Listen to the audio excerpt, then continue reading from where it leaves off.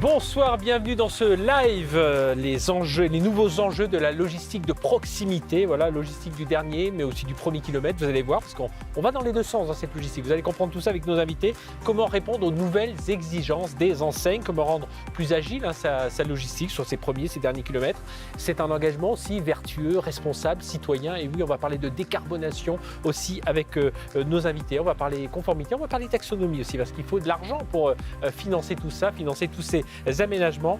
On va le faire avec nos invités. Je vous les présente tout de suite. Corinne Lepage, bonsoir. Bonsoir. Corinne, merci d'être avec nous, avocate, ancienne ministre de l'écologie et au cœur évidemment de tous ces enjeux. Avec nous également Anthony Catillon. Bonsoir Anthony. Bonsoir. Vous êtes directeur de Logissimo, une nouvelle offre de la Poste Solutions Business, donc autour de la logistique. Avec nous également Yann De Feraudy, directeur général adjoint du groupe Yves Rocher. Bonsoir.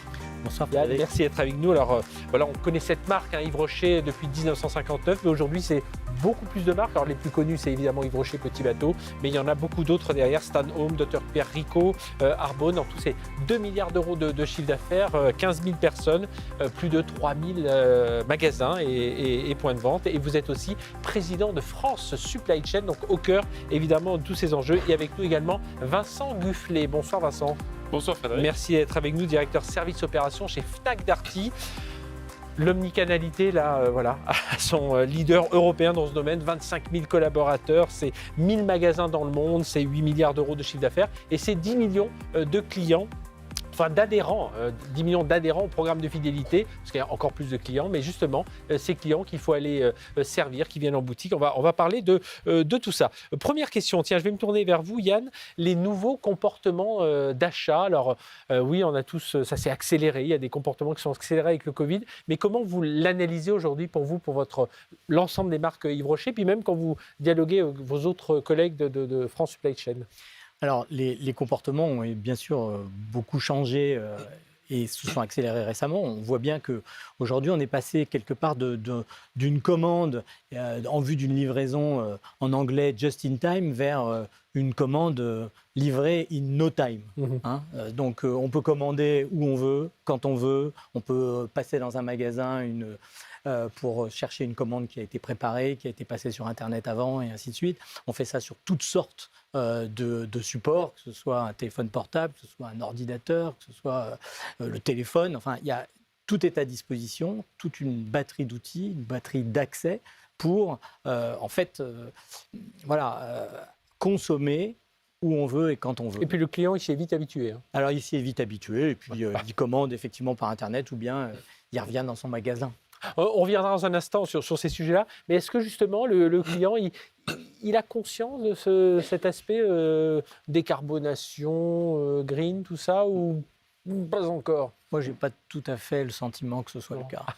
Voilà. Alors justement, on l'informe, mais c'est peut-être ce que vous allez nous expliquer aussi, Vincent Gufflet. Alors, ce comportement d'achat, justement, comment il change? Alors, évidemment, ce sont les mêmes clients que ceux qui vont chez Yves Rocher, chez Petit Bateau ou chez les autres marques. Mais voilà, qu'est-ce que vous pouvez rajouter de plus par rapport à ces nouveaux comportements d'achat? Oui, c'est vrai qu'il y a une fluidité des parcours clients qui a jamais été aussi importante. Donc, il faut être au rendez-vous parce que les exigences des consommateurs sont importantes. On voit que, au-delà de ça, la rapidité de livraison, c'est un sujet, mais bon, évidemment, on est arrivé un peu au bout de ce sujet-là, parce qu'il y a un moment donné, on ne peut plus faire plus vite que vite. Ouais. Non, ce qui nous frappe, nous, beaucoup en ce moment, c'est évidemment une évolution de la façon de consommer en liaison avec la crise qu'on connaît, avec l'inflation, avec tout ça. Donc ça a des impacts, on va dire, notamment sur le développement de marchés de la seconde vie, de l'économie circulaire, on va y revenir probablement, parce que ça a des impacts forts sur la logistique. Et puis enfin, évidemment, cette prise de conscience quand même extrêmement forte chez une partie des consommateurs autour de la nécessité de décarboner. Et ça, j'ai envie de dire, ça fonctionne, ça modifie effectivement la façon d'acheter, de consommer, à condition que le consommateur ait l'information de ce qu'il pourrait faire, devrait faire. Et ça, c'est extrêmement important. Et encore plus important si en fait les deux éléments, de consommer peut-être plus efficacement d'un point de vue carbone et par ailleurs consommer moins cher vont de pair, vont ensemble. Et on verra qu'il y a des choses qu'on Donc peut c'est faire ça, par aujourd'hui, rapport à ça. quand je veux commander, ben voilà, si je prends des services du groupe La Poste ou d'autres livreurs, on peut me dire, attention, si vous voulez ça dans la journée, c'est tant d'équation carbone, c'est tant de consommation carbone, si c'est 2 jours, voilà, vous avez ça. Alors, C'est il y a ça. cette information aujourd'hui. Oui, exactement. C'est quelque chose qu'on fait depuis un an environ. C'est que très classiquement, sur les sites internet, quand vous achetez quelque chose, vous avez l'information de la durée de la livraison, également du prix, est-ce que c'est gratuit ou payant. Et ce qu'on a rajouté, c'est un 3e critère de choix qui est on va dire la dépense carbone, c'est-à-dire l'impact carbone de chaque mode de livraison, et avec également un calculateur pour calculer, pour moi consommateur, combien je vais dépenser si je me déplace pour récupérer, par exemple, mon produit en magasin, ce qui est aujourd'hui on va dire le mode de livraison, si je puis dire, le plus efficace d'un point de vue carbone. Anthony Catillon, du coup, ça veut dire pour les enjeux de la logistique, voilà, c'est une logistique maintenant 4D, hein, ça vient dans un sens, dans l'autre. Il y a ses retours clients, ses clients virtuels, ses clients physiques. Et il faut répondre, quand on s'appelle Logissimo, la Poste Solutions Business, il faut répondre à tous ces enjeux. C'est vrai qu'il y en a dans tous les sens, mais Oui. il y a quand même quelques enjeux qui reviennent systématiquement, notamment le premier qui est la base, hein, c'est servir le bon produit au bon moment, au bon endroit et au meilleur coût. Ça, c'est vraiment ce qui structure en fait la logistique. Après, je suis d'accord, il y a vraiment de plus en plus, y compris d'ailleurs dans les sollicitations des entreprises pour pouvoir le communiquer, comme vous le citiez tout à l'heure, une valorisation de 2 autres enjeux. Le premier, c'est la partie RSE, c'est la décarbonation. C'est comment on accompagne le plus possible notre livraison pour décarboner et livrer, que ce soit en magasin, mais sur l'ensemble de la chaîne logistique, l'ensemble des produits de manière décarbonée, le plus décarbonée possible. Et puis le deuxième point, c'est plus une contrainte que l'on a dans l'organisation logistique, notamment en cœur de ville, c'est comment on accède sur certaines zones en fonction de contraintes horaires, en fonction de dimensionnement de moyens de locomotion. On sait très bien que voilà, sur les zones à faible émission et sur le cœur de ville, de plus en plus, on contraint la livraison sur des véhicules beaucoup plus petits, beaucoup plus agiles, sur de la cyclo-logistique. Et puis c'est une réglementation Voilà. qui est en train de s'installer. Exactement. Faut rappeler Comme ça aussi. s'installe et ça s'étend, évidemment, ça structure beaucoup de choses. Le premier et le dernier kilomètre va structurer aussi tout l'amont. La façon dont on structure la livraison et dont on la prépare en amont. Et c'est vrai que ces enjeux, du coup, on en reparlera par la suite, mais sont vraiment primordiaux pour assurer une bonne livraison des magasins, assurer une bonne alimentation de ces magasins en temps, en heure, en fonction des demandes et des besoins des clients. Corinne Lepage, pour vous, lorsqu'on a préparé cette émission, vous m'avez dit, moi, l'une des priorités, c'est d'inverser les systèmes entre ville et camion. L'un d'eux doit s'adapter. Alors, expliquez-nous justement toutes les problématiques liées à ce type d'aménagement. Vous savez, moi, je suis d'une génération où le mot d'ordre, c'était « il faut adapter la ville à la voiture Ouais. ». Voilà. C'était il y a très, très longtemps. Aujourd'hui, c'est évidemment plus le cas. C'est les modes de transport qui doivent s'adapter à une ville durable, à une smart city, pour employer un terme à la mode. Et donc, il faut repenser complètement le partage de la ville. Donc, on le voit déjà aujourd'hui avec des mobilités dites douces qui ne sont pas toujours très pratiques à vivre. Mais bon, il y a, je dirais, un apprentissage à faire de part et d'autre. Et puis, avec effectivement les camions. Et le sujet rejoint aussi un sujet qui est celui de la pollution de l'air, qui est un sujet récurrent. 48 000 de nos concitoyens meurent chaque année prématurément à cause de la pollution de l'air. Donc, ce n'est pas une situation acceptable.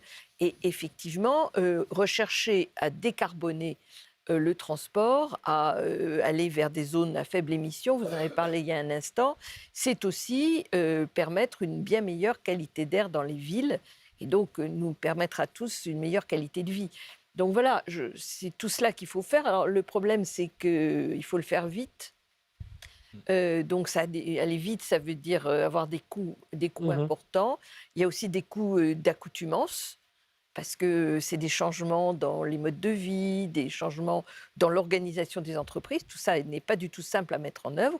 Il faut s'en rendre compte, mais c'est le sens de l'histoire. Il faut y aller. Puis il y a cet aspect culturel aussi, à nous aussi d'apprendre, comme vous disiez, d'accompagner tout ça. Et il y aura cette phase d'apprentissage et de s'y accommoder. Yann de Feraudy, Yves Rocher, comment on travaille aujourd'hui quand on s'appelle Yves Rocher, Petit Bateau ou l'ensemble de vos marques sur l'optimisation de son maillage logistique? J'ai dit, il y a ces 3000 magasins, c'est des points de vente partout. Il faut livrer, mais il faut aller chez le client. Enfin voilà, expliquez-nous. Alors, en fait, comme vous le disiez, on va commencer par s'intéresser à ce que veut le client et quel est son besoin. Où ils sont, combien ils consomment, qu'est-ce qu'ils consomment. Et pour faire le pendant avec la question précédente, avec un petit esprit d'escalier, si j'ose dire, c'est finalement que les changements de comportement portent aussi sur des exigences des consommateurs par rapport aux biens ou aux services qu'ils consomment. Et la marque Petit Bateau a introduit, il y a quelques semaines, un nouveau service qui consiste à pratiquer la location de vêtements. Alors, ils sont sur le vêtement pour bébé. C'est une marque qui est connue pour l'extrême qualité en fait, de ses produits, qui fait que, au fond, lorsqu'on a un tout jeune nourrisson, on a le baby gros qui va être obsolète en 3-4 semaines. Ouais. Et ça ressemble à un immense gâchis si on n'a pas un projet de très grande fratrie pour recycler. Ouais.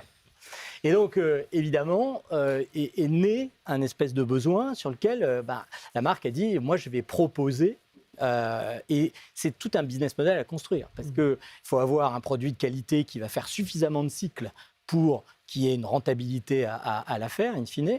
Et d'un point de vue logistique, alors premier acte, on va dire, alors si on prend ce besoin, par exemple, eh bien, nous, on a isolé un certain nombre de mètres carrés, plus de 100 mètres carrés, dans un entrepôt à 3, pour faire revenir les produits, les laver, etc., et puis les reconditionner pour qu'ils puissent repartir en fait, en location.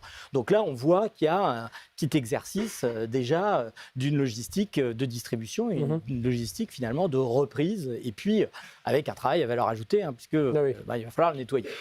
Et puis, ensuite, il y a un exercice auquel se plient énormément d'entreprises aujourd'hui, qui s'appelle en anglais le Supply Network Design, qui consiste à faire c'est un très beau problème mathématique. Combien est-ce que j'ai d'usines, combien est-ce que j'ai d'entrepôts, où sont mes clients, mes clientes, combien est-ce qu'ils consomment, à quel rythme, etc. Et en fait, on va faire tourner des modèles mathématiques qui vont chercher à optimiser une fonction traditionnellement, une fonction économique de, pour le moindre coût, justement, et à un certain niveau de service, j'ai besoin de combien d'équipements, etc. Puis on va le faire vivre, et puis on va dire, celui-là, on va déplacer plutôt cet entrepôt-là, ici, etc. Alors maintenant, quand on se replace dans une situation plus actuelle, on va ajouter cette fonction économique, mais vraiment, dans énormément de cas maintenant, on va dire, je veux avoir le bilan carbone de cette nouvelle solution. C'est-à-dire que je veux vérifier que mes rejets de CO2 vont être sur la bonne trajectoire pour contribuer aux engagements climatiques de mon entreprise et autres. Et puis, on va aussi s'intéresser, puisqu'on est dans un monde mouvant, si je dois déplacer un entrepôt, dans un monde où on veut artificialiser de moins en moins de sol, eh bien, il va falloir retomber sur nos pieds sur est-ce que c'est une friche, est-ce que c'est un endroit que je peux réutiliser, etc., etc. Et puis, comme les solutions, alors ça c'est un peu le motto au sein de France Supply Chain, c'est-à-dire qu'on ne peut plus faire les choses tout seul, c'est-à-dire que la solution, elle est en dehors du périmètre des contraintes la plupart du temps. C'est-à-dire ce que j'ai exprimé, plus vite, moins cher, avec moins de CO2, etc. C'est ce que j'appelle le 4D, là, ça vient de Il y a un moment donné, il ne faut pas se mentir, c'est pas accessible à quelqu'un tout seul, et donc il va falloir apprendre à collaborer. Alors collaborer avec d'autres pour mutualiser des flux, pour mutualiser des entrepôts, etc. Et alors justement, vous parlez de ce terme de mutualisation, c'est important pour vous, Vincent Gufflet, chez Fnac Darty. Votre défi, vous, c'est de mettre en place justement une sorte de mutualisation pour adresser le consommateur final. Expliquez-nous un peu ce qu'il y a derrière ces mots. Oui, c'est une des idées. Alors, mutualiser, c'est ce qu'on a fait, par exemple, chez Fnac et Darty, puisqu'on a mutualisé la partie logistique de Fnac et de Darty. Alors, c'est intéressant parce qu'évidemment, on gagne en volume et donc, du coup, on baisse ce qu'on appelle en jargon les coûts unitaires. Mais ça veut dire aussi qu'on est plus efficace d'un point de vue carbone. Puisqu'en fait, par exemple, vous allez chez le consommateur avec un camion qui est plus rempli. D'ailleurs, ça me permet de dire quelque chose sur lequel on est très à cheval, si je puis dire, c'est que, on va dire, les dépenses ou les projets, plus exactement, qui ont une visée à moins impacter en termes de carbone ne sont pas forcément les plus coûteux. En fait, on peut arriver, parfois, à faire moins de carbone, moins d'impact carbone et moins de coûts en même temps. Ça, c'est extrêmement important, de notre point de vue à dire, parce que par ailleurs, de toute façon, il y a des projets, il y a des sujets sur lesquels il va falloir investir et dépenser plus. Par exemple, la décarbonation du transport en ville, on sait que l'électrique va coûter et coûte déjà plus cher. Donc c'est essentiel de trouver en parallèle de ça des choses qui permettent de trouver des marges de manœuvre économiques. Donc ça, c'est un sujet, la mutualisation. C'est pas le seul. On sait bien, ça a été évoqué tout à l'heure, qu'on développe fortement, parce que le consommateur le souhaite, l'économie circulaire. L'économie circulaire, c'est pouvoir faire en sorte que les produits tournent. Mais les logistiques, les nôtres, sont essentiellement designés pour aller du haut vers le bas, c'est-à-dire de l'usine de fabrication en passant par le distributeur jusqu'au consommateur final, et beaucoup moins pour faire le retour. Donc ça demande des évolutions profondes des modèles logistiques. Et puis enfin, là on parle de l'offre, c'est-à-dire qu'est-ce qu'on peut, de l'usine, si je puis dire, de nous, mais il faut aussi parler du consommateur. Et notre croyance, c'est de dire qu'il faut donner aux consommateurs des moyens de mieux consommer. On a cité l'exemple tout à l'heure des modes de livraison, on en a d'autres, et ça c'est extrêmement important de pouvoir donner aux consommateurs des moyens de faire cette consommation plus durable qu'on aspire. Donc de conserver les produits plus longtemps, de faire de la réparabilité, d'aller vers tout ce genre de... Donc c'est vrai qu'on sait depuis très longtemps que le principal critère d'achat des Français, des Françaises sur l'électroménager, c'est la fiabilité. En fait, ce qu'on veut, c'est quelque chose qui dure longtemps. Pour autant, j'ai envie de dire, jusqu'à il n'y a pas si longtemps que ça, qu'est-ce que vous aviez comme critère objectif pour savoir si tel produit, tel lave-linge, par exemple, était plus fiable que tel autre? Presque aucun. Les seuls qu'on avait, c'était la marque. Une marque, on va dire, à consonance allemande, par exemple, était réputée plus fiable. Mais c'est quand même assez incroyable de se dire que sur le principal critère de consommation, il n'y avait aucun élément un peu objectif. Donc ce qu'on a fait chez nous, c'est de dire, comme on répare les produits qu'on vend, on les répare tous, on sait ceux qui tombent moins en panne que les autres. Et du coup, on a créé des indices, on a créé des podiums de marques pour dire aux consommateurs, à nos clients, écoutez, vous faites ce que vous voulez, mais sachez que ce lave-linge-là, il est quand même plus fiable que celui qui est à côté. Et ça change tout. Alors justement, Anthony Catillon, côté La Poste Solutions Business, ça change beaucoup de choses. Logissimo, on reparlera de l'offre plus précisément dans un instant, mais on voit se dessiner là, ces nouveaux défis logistiques, et il faut accompagner vos clients dans cette rupture logistique qui va dans les deux sens maintenant. Effectivement, en fait, il faut accompagner les clients le mieux possible en proposant des solutions qui conviennent et qui leur permettent de répondre aussi aux clients par rapport à leurs demandes. Évidemment, la Poste, en tant que telle, puisque Logissimo, c'est la Poste, a cette capacité de pouvoir, depuis toujours, accompagner à la fois sur les flux descendants. J'aimais bien l'idée tout à l'heure de se dire on est structuré pour descendre les flux, mais pas pour les remonter. Mais la Poste le fait, en fait. La Poste va collecter tous les jours et donc passe tous les jours devant chaque entreprise, devant chaque magasin, au moins 2 fois. Donc, on est capable de prendre en charge pour les remonter, potentiellement même les recycler, mais aussi pouvoir les délivrer à proximité. Et donc, cette transformation-là, en fait, elle fait partie même de la Poste. Elle se fait évidemment sur la décarbonation par l'évolution des flottes de véhicules, mais je pense qu'on y reviendra par la suite, où je le disais tout à l'heure. C'est comment est-ce qu'on arrive à pouvoir accompagner le mieux possible sur les zones pour lesquelles il est compliqué d'aller rapidement, desservir. partout, Voilà, et en s'appuyant sur notre plateforme, donc sur notre plateforme de proximité. Donc, en fait, l'idée, c'est de collecter, prendre en charge les flux, préparer à proximité, préparer potentiellement même nationalement ou régionalement ces flux, mais c'est surtout les intégrer le plus possible dans nos liaisons, de manière la plus mutualisée possible, de manière la plus optimisée possible, y compris sur nos circuits, de façon à pouvoir accompagner les entreprises dans leur développement. Et alors, il y a ce sujet donc, de décarbonation, on va rentrer un peu plus, alors évidemment on pense tout de suite aux véhicules électriques, mais il y a beaucoup de choses dans ce domaine, Corinne Lepage. Donc il y a les petites livraisons qui se multiplient, mais il y a la grande livraison. Qu'est-ce qu'on fait? Le grand poids lourd qui arrive, il ne pourra plus aller jusqu'au centre-ville. Alors c'est déjà le cas. Il faut bien voir qu'avec les ZFE, les zones à faible émission, effectivement, un bon brave diesel, il ne rentre pas. Donc, ça veut dire que soit on le transforme avec un autre véhicule qui pourrait, lui, rentrer en ville, soit on garde son diesel, mais il reste à l'extérieur et il faut changer de véhicule pour faire un peu plus que le dernier Oui, oui, kilomètre oui, en oui. réalité, hein. Oui, c'est un changement qui est très important. Il y a aussi tout ce qui est à base de vélo Mhm. qui se développe beaucoup Donc ça veut en dire beaucoup ville. d'aménagement, ça veut dire du financement. Vous voyez comment on va financer ça aujourd'hui? Comment les villes financer ça? On parle aussi de taxonomie européenne Alors, qui vient de se greffer c'est sur les encore un autre entreprises. sujet. Oui, Bon, mais pour répondre le financement. aux deux questions du financement et de la taxonomie qui peuvent avoir un lien. La taxonomie, c'est quoi? C'est un système qui a été mis en place au niveau européen pour définir ce qu'est un investissement durable. Je n'ai pas le temps ici de vous détailler ce que c'est, mais le principe, c'est ça. Bon. Pourquoi est-ce qu'il faut définir des investissements durables? Parce qu'il y a des fonds très importants qui sont mis à disposition par l'Europe pour financer précisément ces investissements durables. Et donc, pour être sûr qu'ils le soient durables, il faut remplir un certain nombre de règles. Bon, c'est des règles qui sont difficiles, donc toutes les activités ne vont pas rentrer dans ces règles d'activité durable et de financement durable. Mais ceux qui y entrent, il y a beaucoup d'argent derrière. Bon, pour le reste, il faut qu'on ait là aussi un changement dans nos modes de pensée et de comprendre que ce qui coûte aujourd'hui, c'est d'envoyer du carbone. Ouais. Donc il faut que le carbone paye en quelque sorte la transition. Et il y a dans cette voie-là beaucoup de solutions. Nous, en France, on n'a pas eu beaucoup de succès avec la taxe carbone, donc je ne veux pas parler des sujets qui fâchent, mais vous pensez qu'on y reviendra? oh, On va ben, y revenir, oui. obligatoirement. Je pense que ça se fera à l'échelle européenne. De toute façon, l'Europe est déjà en train de mettre une taxe carbone aux frontières, Mhm. ce qui est bien logique.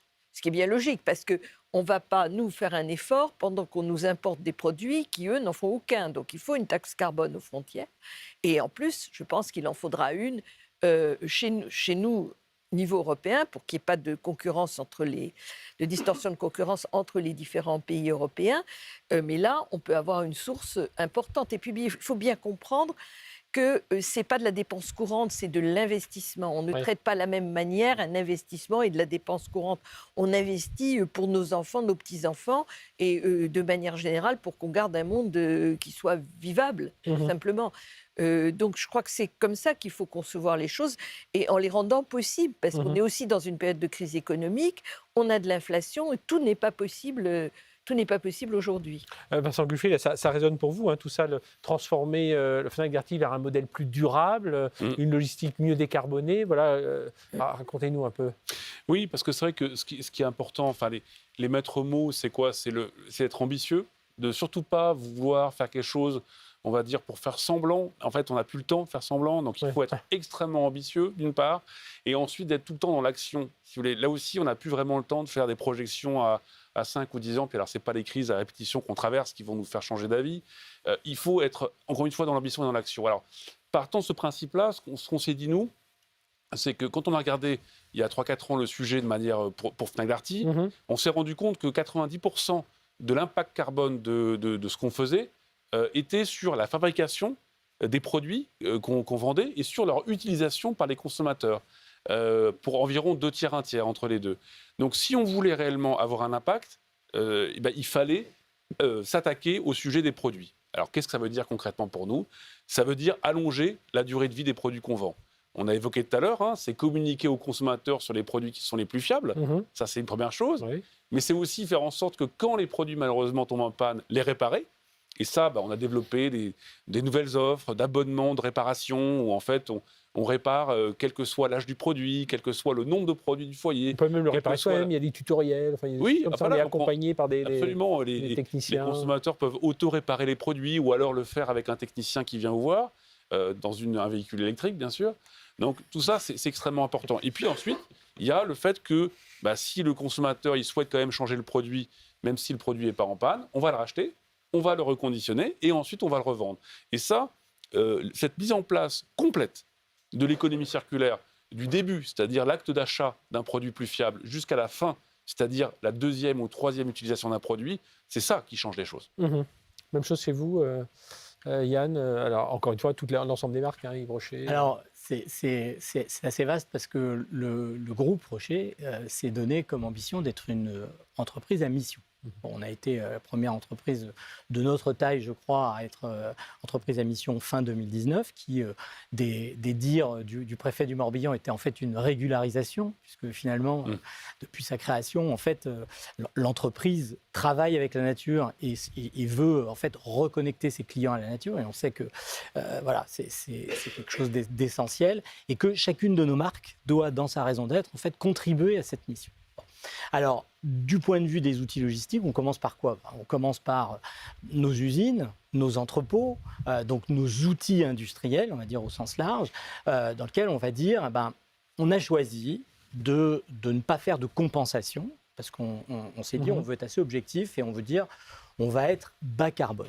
Alors c'est intéressant parce que d'ailleurs, au départ, tout le monde disait ouais, bas carbone, c'est quand même mieux de compenser, on est à zéro, on fait comme les autres, etc. Et en réalité, on s'aperçoit que c'est une expression qui commence à venir avec des certifications bas carbone. Bon. Alors on a commencé, on dit on va commencer en marchant, on va dire on va traiter des sujets un peu plus simples que les sujets industriels qui sont fortement consommateurs d'énergie, mais plutôt déjà un entrepôt. Un entrepôt de 26 000 m², et on va dire...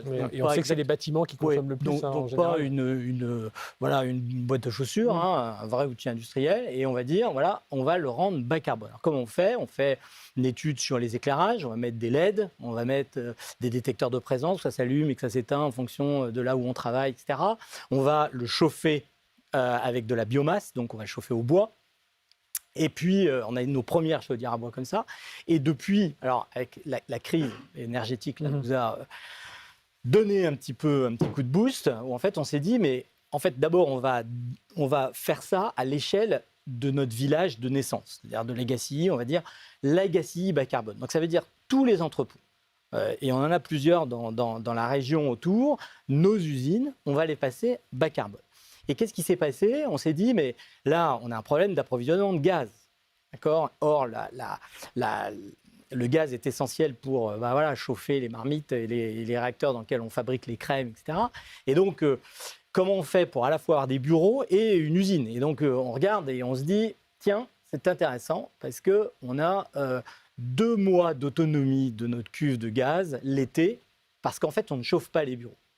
Et donc, on s'est dit, mais on a déjà une chaudière à bois qui est distante de 700 mètres dans l'entrepôt. Elle fonctionne à 48%. C'est pas très bon en termes de rentabilité donc on va économique. On a tiré une ligne qui passait sous la route, etc. Et en fait, pour chauffer les 2 bâtiments et ainsi avoir une autonomie de gaz de 2 mois qui nous permettent de tenir en fait en gros l'hiver en cas où on ait des vrais problèmes d'approvisionnement et continuer à fabriquer. De l'innovation au niveau des bâtiments. Et ça, et alors en plus, il faut travailler évidemment l'isolation et toutes ces choses-là, mais de se dire en plus, ce qu'on va faire, c'est que comme on va généraliser nos chaudières à bois, chaudières vont consommer du bois, il faut qu'ils viennent de pas très loin parce que sinon, alors ça ne veut plus rien dire. Et on a même généré un projet en fait de plantation c'est plusieurs centaines, des milliers de kilomètres de haies, d'accord, qui vont avoir comme extrême avantage de travailler dans l'écosystème avec des agriculteurs, etc., et de faire en sorte que ce soit une source de revenus pour eux. Modification de la biodiversité, dans le sens vers le haut avec les haies. Et c'est un projet à très long terme, parce que avant que ces haies qu'on va tailler puissent nous alimenter correctement, il va se passer encore quelques années, d'accord ? Mais c'est un vrai projet d'ambition de territoire où on forme aussi nos personnels sur ce que c'est que l'alimentation avec les saisons. On s'est calé avec notre prestataire. Je pourrais en parler pendant des heures, mais en fait, on a travaillé comme ça et on s'est dit, après, Scope 3, le Scope 3, c'est le client, le fournisseur. Et c'est 90% de nos émissions carbone, et donc c'est les transports. Et comment est-ce qu'on va travailler avec nos transporteurs pour en fait réduire notre empreinte carbone. Et on a fait un appel d'offres 2019 où on a dit, on veut gagner, bien sûr, sur nos coûts d'exploitation. Voilà, parce que c'est pour ça qu'on fait des appels d'offres aussi. Donc, on ne va pas peser sur les marges de nos partenaires. On va réorganiser les circuits de façon à ce qu'ils fassent moins de kilomètres, etc. Et donc, là, on a gagné sur ce territoire. Et puis, on a dit, on veut aussi que vous nous fassiez des propositions sur du transport vert. Et la moitié de nos 700 magasins en France sont livrés avec des énergies alternatives. Et on va, je vous libère après cette dernière question, Corinne Lepage, que vous devez nous quitter. c'est ça, il faut de l'astuce, il faut du bon sens, et puis il faut un peu d'argent. Ben, si vous voulez, dans ce monde qui est quand même assez angoissant, dans lequel nous vivons, il y a quand même une bonne nouvelle. C'est que l'innovation, la recherche de solutions, du système D à l'échelle industrielle, c'est quelque chose qui se développe de manière massive. Ce que vous venez de nous raconter, monsieur, en est une merveilleuse illustration en réalité. Et nos industriels, mais nos artisans, nos agriculteurs aussi, pour certains d'entre eux, sont pleins d'imagination. Parce que quand on sait qu'il faut changer, ben on trouve la solution. On essaye de trouver la solution qui n'est pas trop coûteuse, qui atteint l'objectif que l'on se fixe. Et ça, je dirais que c'est quand même quelque chose de très enthousiasmant parce qu'on peut faire. La bonne nouvelle, c'est qu'on peut faire. Et que, on retrouve aujourd'hui, je terminerai là-dessus, dans la nature elle-même, des tas de solutions absolument géniales qui donnent lieu au développement de ce qu'on appelle le biomimétisme, c'est-à-dire l'imitation de la nature pour trouver des solutions à toute une série de problèmes avec énormément de recherche-développement. C'est très calé, hein. C'est pas quelque chose qui vient simplement en respirant. C'est vraiment de la recherche. Et par exemple, tout le monde connaît le Kevlar. Ben, le Kevlar, il a été inventé à partir de quoi? Du fil d'araignée. Voilà. C'est-à-dire qu'il y a eu des recherches pour comprendre comment était le fil d'araignée, qui est très solide. Et à partir de là, on a inventé le Kevlar. Donc je vous donne cet exemple-là pour donner un peu d'optimisme à tous ces sujets, parce que la bonne nouvelle, c'est qu'on peut faire. Mais simplement, la mauvaise, c'est qu'on n'a pas beaucoup de temps pour le faire et que donc il faut qu'on s'y mette. Il faut agir vite. Bien, merci en tout cas à vous, Corinne Lepage, avocate et ancienne ministre de l'écologie, d'être venue nous parler de tout ça. Notre débat se poursuit. Hein. Merci encore d'avoir été avec nous. Anthony Catillot, justement, cet enjeu, tous les enjeux dont on vient de parler, décarbonation, c'est au cœur de l'offre Logissima. Encore une fois, c'est un nouveau nom, une nouvelle marque, mais derrière, c'est quand même des choses qui existent déjà, mais que vous êtes en train d'améliorer et de faire évoluer. Exactement. Et tout l'enjeu, c'est non pas non plus de diminuer la prestation, la valeur qu'on apporte aux entreprises. Parce que on pourrait identifier des voies qui seraient on diminue au maximum le délai de livraison et en même temps, on trouve des solutions alternatives avec des ruptures de charge, avec des moyens qui permettent de livrer, mais de manière différente. Alors oui, on innove, oui, il faut investir. On investit d'ailleurs massivement sur la partie décarbonation dans notre réseau, parce qu'on va doubler d'ailleurs notre flotte de véhicules électriques à horizon 2025. On investit dans la cyclo-logistique, on investit dans des nouvelles solutions qui permettent de répondre sur des zones qui sont quand même assez compliquées en termes d'accès et de plus en plus demain, pour toutes les raisons qui viennent d'être citées par ailleurs. Et après, ce qu'il faut, c'est en même temps ne pas dénaturer le besoin et la demande du client final. Et j'entendais. Oui, parce que lui, à la fin, il veut son produit. Hein. Et si je prends le volet de l'urgence qu'on citait tout à l'heure, le client, il veut quand même, malgré tout, avoir son produit le plus rapidement possible. Si je prends l'exemple des pièces détachées automobiles. Ou être informé de quand est-ce que ça va lui arriver. En tout cas, c'est une information importante. Alors, oui, et pour les entreprises, c'est aussi avoir l'information, mais avoir surtout la réactivité pour pouvoir prester et offrir le service à son client destinataire. Si je prends les garages automobiles, parce que nous travaillons pour Midas et Noroto, sur le nord de la France et sur l'Île-de-France, l'idée c'est d'apporter une contribution dans la rapidité, mais qui ne dénature pas la décarbonation d'ensemble sur la chaîne de valeur.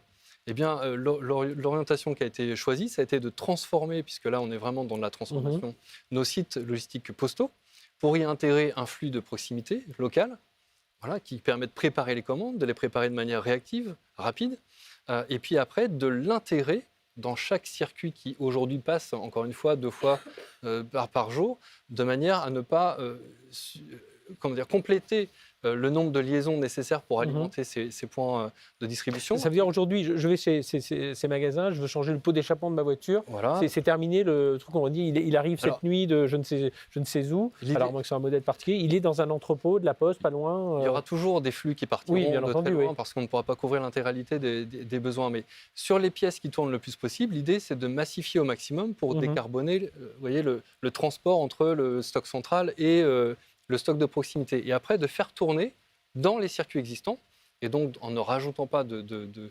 carbonation additionnelle par des circuits supplémentaires, donc d'alimenter ces garages de manière rapide, en 2 à 4 heures, pour ce type de produit. Et là, on parlait beaucoup des produits secs, blancs, bruns, C'est vrai. ces produits-là, les produits cosmétiques, du textile, mais vous travaillez aussi sur du produit frais.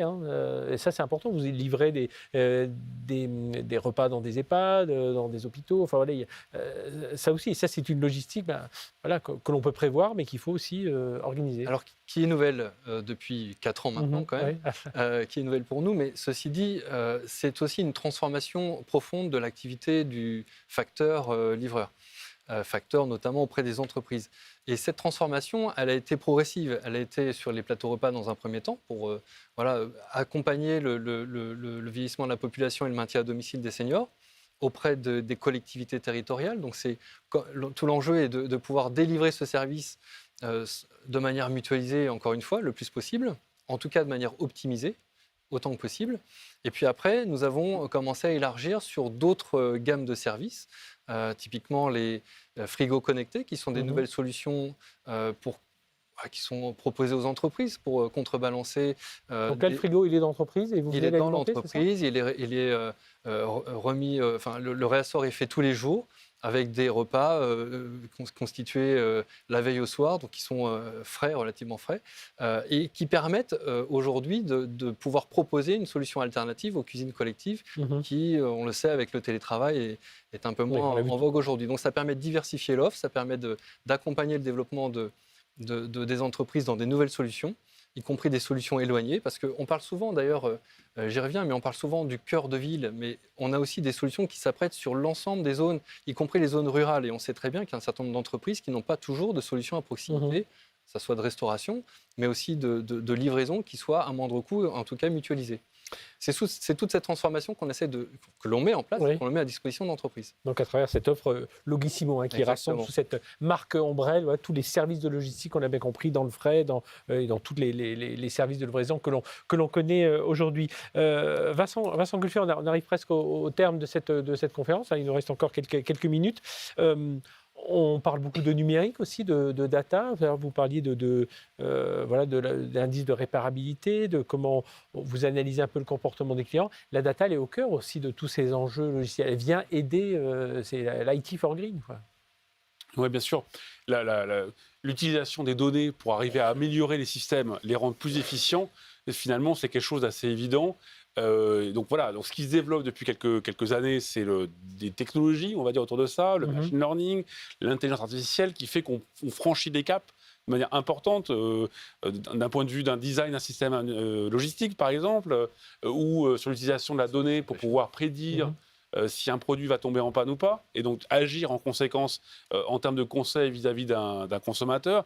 Donc tout ça, c'est fondamental, mais j'ai envie de dire, c'est important à partir du moment où ce qui compte, c'est pas la technologie elle-même, c'est l'usage qu'on en fait, vous voyez. Donc on a souvent tendance, il me semble, à partir on va dire, de la technologie pour essayer de trouver des idées, et il faut qu'on fasse un peu le contraire. D'abord, on trouve des idées qui ont un sens pour le client, un sens pour éventuellement baisser les coûts ou augmenter les revenus, un sens pour, on va dire, baisser l'impact carbone, et puis un sens aussi, on ne l'a pas dit, mais pour augmenter la fierté des collaborateurs. C'est ce qu'on appelle chez nous la méthode 4C. C'est pas 4D, c'est 4C. mais ces 4C-là, on va dire, ça doit être le but, en fait. Et ensuite, on va utiliser des technologies pour nourrir, mais pas le contraire. Voilà. Même chose chez vous, Yann, donc vous accompagnez, on sait que le groupe Livre Chef est toujours dans une transformation, mais à la fois énergétique, une transformation durable, une transformation numérique, et tout ça, ça vient accompagner tous les enjeux dont on vient de parler à l'instant, notamment autour de la logistique. Tout à fait, sur tous les domaines. Mais vous parliez de la donnée. Et petit flash de pub, en fait, sur l'association France Supply Chain, nous avons créé un projet qui s'appelle Evolu, qui est comme engagement volontaire pour une logistique urbaine efficiente. Et on travaille avec la région Île-de-France qui, en fait, nous a sélectionné ce projet qui est, en fait, d'essayer de simuler donc avec beaucoup de données anonymisées. Donc voilà, ceux qui nous écoutent peuvent venir contribuer avec leurs données. Il y a déjà des entreprises en fait qui nous proposent leur flux à traiter de façon à monter un démonstrateur et de dire, comment ça pourrait se passer différemment avec les flux moyennisés tels qu'on les voit rentrer, sortir des villes, avec bien sûr l'hypothèse qui se vérifie, qu'on a à peu près 25-50% en moyenne de vide qui est transporté, avec pas mal de congestion, etc. Donc comment est-ce qu'on va réguler ces congestions? Comment est-ce qu'on pourrait les organiser avec des moyens technologiques qui supposent d'avoir de la donnée? On travaille à plusieurs associations. Il y a l'Institut du commerce, il y a le Club d'Émetteurs, et puis il y a aussi des universitaires de talent, les mines ParisTech, et puis une entreprise qui s'appelle PTV qui est spécialisée dans l'optimisation des tournées. Et en fait, on essaye donc, avec les jeux de données qu'on commence à avoir, de bâtir un démonstrateur et de faire bénéficier un petit peu de ce traitement de données pour simuler en fait les flux dans les agglomérations et puis j'espère que ça va porter ses fruits pour rendre le service. Là, on est exactement dans l'évolution d'une offre comme Logissimo, d'une offre comme tout ce sur quoi travaille le groupe La Poste et La Poste Solutions Business en particulier, Anthony Cattivo. Effectivement, on travaille sur les données qui sont disponibles en termes de transport pour optimiser au maximum les liaisons. Pour limiter, augmenter le taux de chargement, en tout cas limiter les liaisons qui ne sont pas forcément totalement remplies quand on est systématiquement dans de l'urgence éloignée. Effectivement, nous travaillons à la fois sur l'optimisation des circuits, sur le taux de remplissage de ces circuits, par la mutualisation. Dès qu'on met un produit dans un circuit qui tourne, ça contribue. En plus, et puis on l'a compris avec l'exemple que vous prenez dans les deux sens, en livraison et en récupération. Donc on travaille sur tous ces sujets-là pour justement optimiser notre organisation, notre mode de fonctionnement, pour le faire de la manière la plus décarbonée possible à un coût compétitif. Donc ça, c'est les principaux axes que l'on travaille aujourd'hui. Évidemment, après, sur la donnée, puisque vous parliez de la data, on essaie de travailler sur comment transmettre de manière la plus fiable possible les données, notamment sur des produits importants, je pense aux produits de luxe, de manière à transmettre véritablement le fait de certifier une remise de ce type de produit. Et donc, il y a plein de solutions qui existent aujourd'hui sur le marché qu'il faut suivre, intégrer, pour remonter la bonne information auprès des clients. Ouais, et donc, ça, c'est vraiment l'étape d'après avec de l'intelligence artificielle. C'est l'étape qui viendra par la suite, justement, pour accompagner les développements à venir, notamment sur tous ces sujets-là. On arrive à la conclusion. Dernière question. Il faut être optimiste, oui, mais il faut aller vite. C'est ce que disait Corinne Lepage, Vincent Buffet. Oui, c'est-à-dire qu'en fait, on a quand même, on est sur un enchaînement quand même de crises. J'ai envie de dire, c'est quand même compliqué. Puis dans un climat d'incertitude, on ne va pas refaire tout le contexte. Donc évidemment, bon. Par contre, effectivement, ce qu'a dit Corinne Lepage, c'est le fait qu'on n'a jamais été aussi ingénieux quand même collectivement. On n'a jamais eu autant de projets, autant d'innovations. Et donc ça, c'est quand même un vrai atout. Et moi, j'en rajouterai un deuxième, c'est qu'on a collectivement aussi montré une forme de résilience extrêmement forte, d'adaptabilité, d'agilité, même si le mot est un peu galvaudé maintenant. Et ça, ce sont des atouts, nous semble-t-il, qu'il faut utiliser pour se projeter dans l'avenir et avoir un peu plus d'optimisme, j'ai envie de dire, dans le futur. Voilà. Optimiste, vous l'êtes aussi, évidemment. Oui, l'herbe sèche finit par repousser aussi. Donc, il y a quand même pas mal de raisons d'espérer. Il faut aller vite. C'est ça, je pense que c'est la contrainte majeure, c'est d'arriver à aller vite. Et puis, en essayant de combiner, même s'il y a des tas de choses qui vont coûter plus cher et qui coûtent déjà plus cher, effectivement, moi j'aime bien ce que vous disiez sur le fait qu'il y a une combinaison, et je pense que c'est ça qui est vertueux, c'est lorsqu'on arrive à joindre des économies avec un comportement vertueux et durable. Oui, c'est ce que vous essayez de faire, évidemment, avec Logissimo. Là, on l'a bien compris, décarbonation, là, on vient de parler de la data à l'instant, servir le client et dans tout un tas de produits, Anthony. Oui, et les enjeux sont importants. Enfin, l'ambition, en tout cas, qui est fixée est importante. À la fois sur la décarbonation, quand on parlait de décarbonation tout à l'heure, c'était à 2025 de décarboner l'ensemble des villes de France.